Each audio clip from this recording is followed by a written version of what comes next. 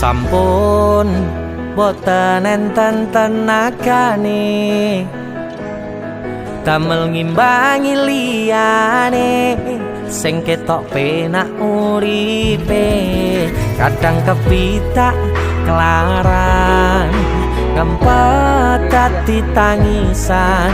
rodo panguripan bakal muter nanging bu kapan